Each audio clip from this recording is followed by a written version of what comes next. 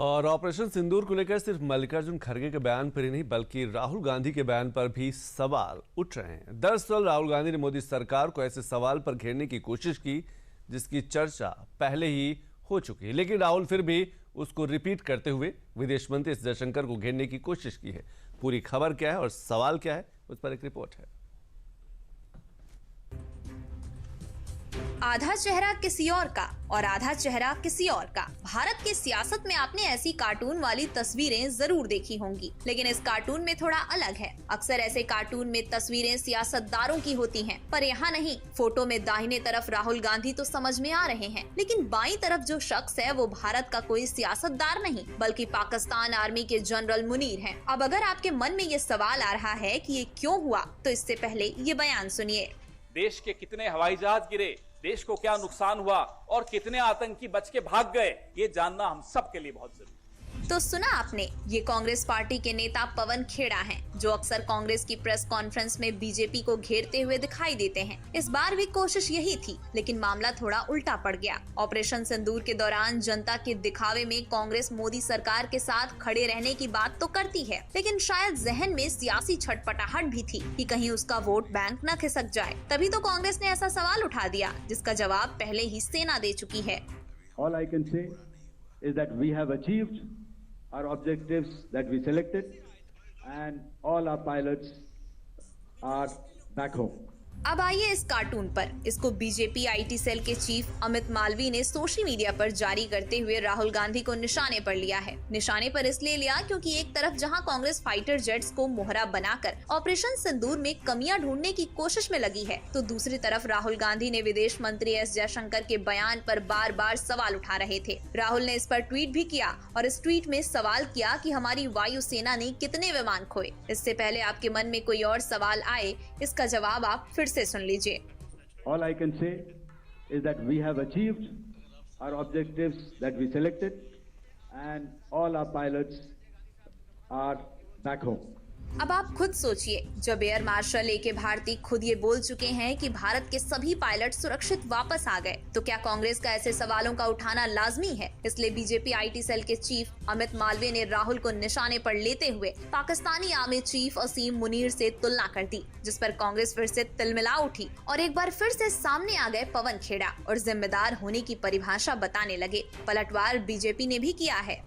एक जिम्मेदार राजनीतिक दल जो सत्तारूढ़ दल है, उससे आप क्या इस गंभीर माहौल में, इन गंभीर सवालों में इस तरह की कार्टूनगिरी की उम्मीद कर सकते हैं क्या? लेकिन हो रही है।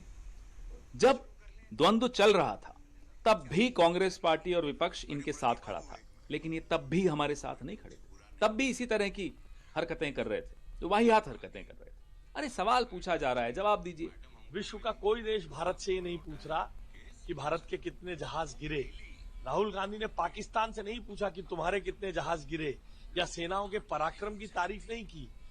उनकी फितरत है भारत विरोधियों का साथ देना, चीन परस्त बातें करना, पाकिस्तान परस्त बात करना और अपने वोट बैंक की राजनीति को साधने की कोशिश करना।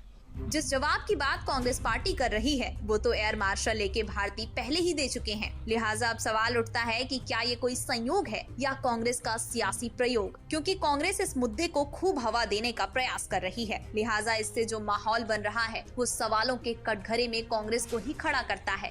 कांग्रेस जिम्मेदार पार्टी होने की जो परिभाषा बता रही है, क्या उस पर ये लागू नहीं होती? क्या कांग्रेस को अपने वोट बैंक के खिसकने का डर सताने लगा है? जब पूरा देश एक साथ सेना के साथ खड़ा है, तो क्या ऐसे सवाल सेना का सपोर्ट करते हैं या अपने सियासी मंसूबों को सिद्ध करते हैं?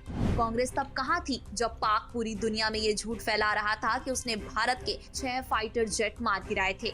अगर वाकई में कांग्रेस सरकार के साथ खड़ी है, तो सरकार की बात पर उसे भरोसा क्यों नहीं है? क्या कांग्रेस ऐसे सवालों से ऑपरेशन सिंदूर पर ही सवाल खड़े कर रही है?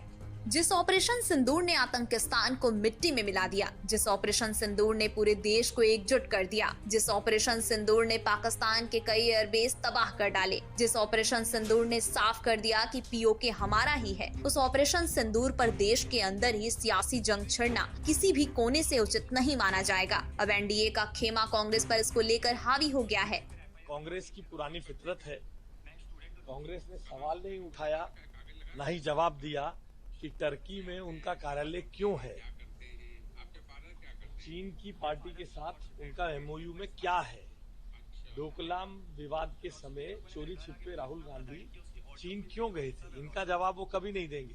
देखिए, आपको जितना विवाद करना है, जितने राजनीतिक मतभेद हैं, जितने राष्ट्रीय विषय हैं, उस पे कीजिए ना, पर ऐसे विषय जहाँ पे दुनिया आपको देख रही है, हमारे देश की, भारत की कैसी छवि आप दे रहे हैं।